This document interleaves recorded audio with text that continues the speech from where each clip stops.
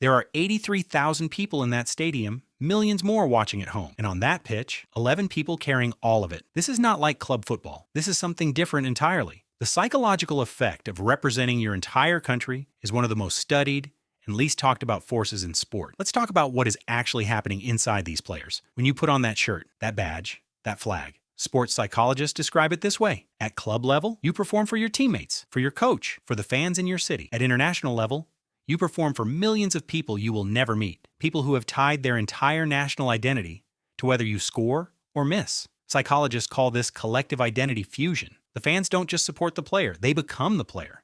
And the player doesn't just play for themselves, they play for every person watching. Now think about what that does to a brain. Research shows that players representing their national team show measurably higher cortisol levels than in club matches. Cortisol is the stress hormone. More cortisol means more anxiety. This is what psychologists call choking.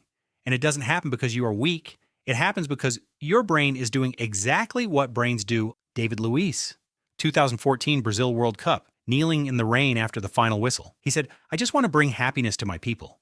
My people have suffered so much." That is someone who has fused their identity with an entire country. Here's where it gets really interesting.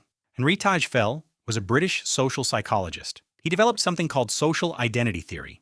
His finding, humans don't just belong to groups, they become the group. When the team loses, every member feels that threat personally. This is why millions of people feel personally devastated when their national team loses. It is not irrational, it is hardwired. Now multiply that by a player actually on the pitch. The player isn't just feeling their own nerves, they are absorbing the emotional weight of every single person who has put their identity into this team. Studies from Germany during the 2016 UEFA Championship found that fans watching their national team became measurably more proud of their country, even off the pitch. More achievement, more solidarity, more national identity from watching football. If watching does that to fans, imagine what playing does to the player. There are two ways this can go. Some players crumble under the weight. The pressure becomes paralyzing. The brain overthinks every touch, every decision, every movement.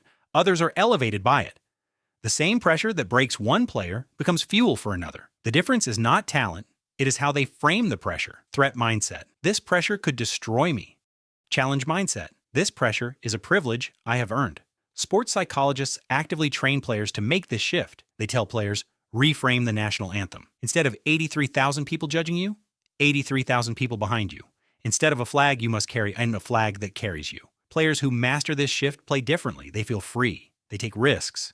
They play with no fear. You can actually see it in body language. The players who celebrate after a goal as if they belong there almost always score again. The players who apologize after a goal, looking at their teammates anxiously, rarely do. This is not psychology. This is neuroscience. Cortisol, when it hits a certain level, literally narrows your vision. You miss teammates you would normally find. You miss runs you would normally see. This is why some of the best players at club level disappear at international tournaments. History is full of examples, players who lit up the Champions League and then faded at a World Cup, and players who seemed ordinary at club level and became heroes wearing the national shirt. The shirt changes something, not for everyone, and not always for the better. Look at what happened to Brazil in 2014. 7 goals conceded. Not because Germany were so much better technically, because the weight of an entire nation's hope in front of that crowd became unbearable. After the final whistle, players were publicly crying on the pitch, not because they lost a match, because they felt they had failed their entire country. But there is another side, because the same psychological force that crushes some players lifts others to performances they could never produce for a club.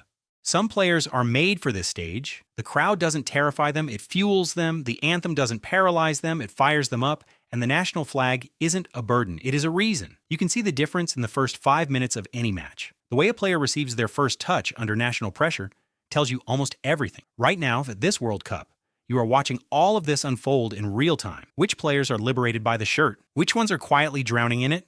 Because the scoreline doesn't always tell you that story. Now you know what to look for. The World Cup is not just the best 11 players in the world.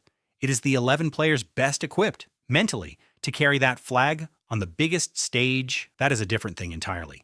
Next time you watch a World Cup match, watch the players, not just the ball. Watch the body language before the whistle. Watch who looks free and who looks like they are carrying something invisible. For more breakdowns like this, subscribe to First Touch. We will see you in the next one.